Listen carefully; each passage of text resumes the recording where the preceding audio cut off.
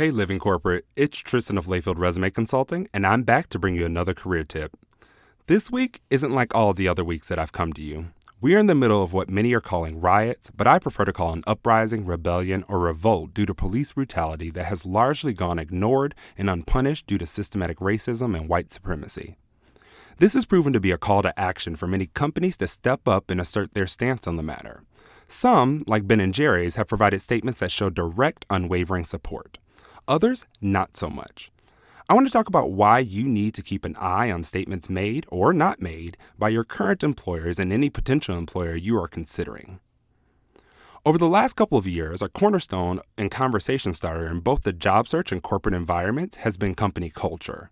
With large corporations trying to shift their narratives and the public's opinion of them, this has largely been a tiring and frustrating dance for job seekers who are trying to understand how they may fit within a certain company. Our current social and political climate has required many companies to begin speaking out about their stance on police brutality, racism, systemic oppression, and white privilege.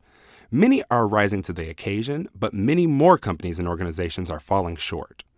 I believe the statement these companies and organizations are giving is a very good indicator of their current culture. Companies and organizations who are truly dedicated to the work of reforming an unjust system will already have processes in place to build teams that can respond to this with the fervent passion and action that the moment calls for.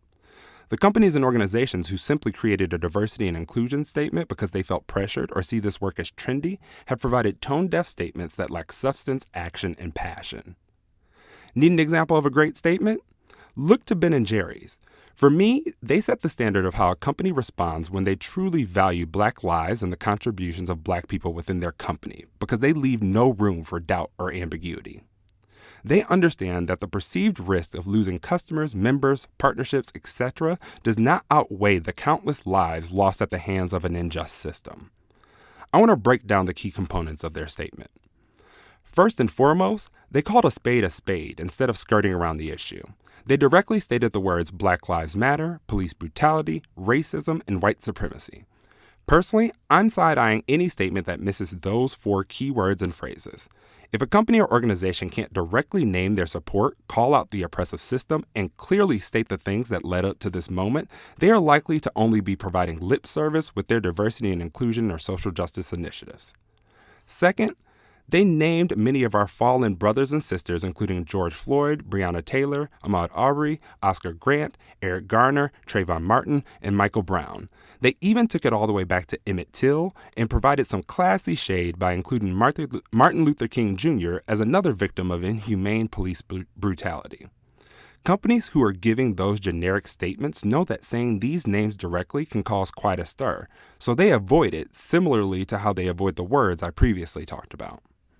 Third, they say Black people instead of African American, and they were sure to capitalize that B. You always, and I mean always, capitalize the B in Black when you are speaking about Black people.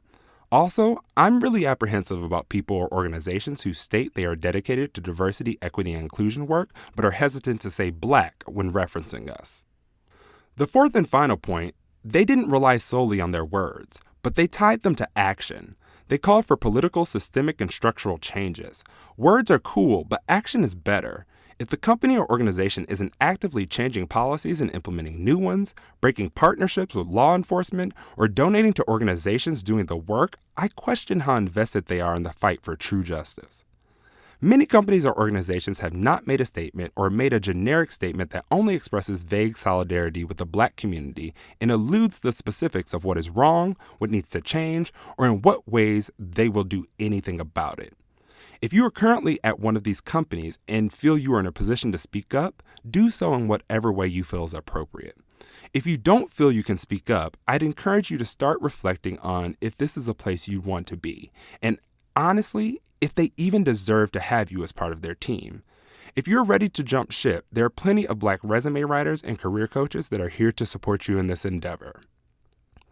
While this time is truly trying for each of us, if anything, it has given us much clearer indicators to evaluate if companies and organizations are truly as dedicated to the work as they say they are, or if they are only dedicated when they feel the pressure or because they believe it's trendy. It's necessary for our sanity and well-being that we position ourselves in spaces where we are welcome, appreciated, and allowed to show up as our true selves so we can thrive. This tip was brought to you by Tristan Layfield Resume Consulting. Check us out on Instagram, Twitter, and Facebook at Layfield Resume, or connect with me, Tristan Layfield, on LinkedIn.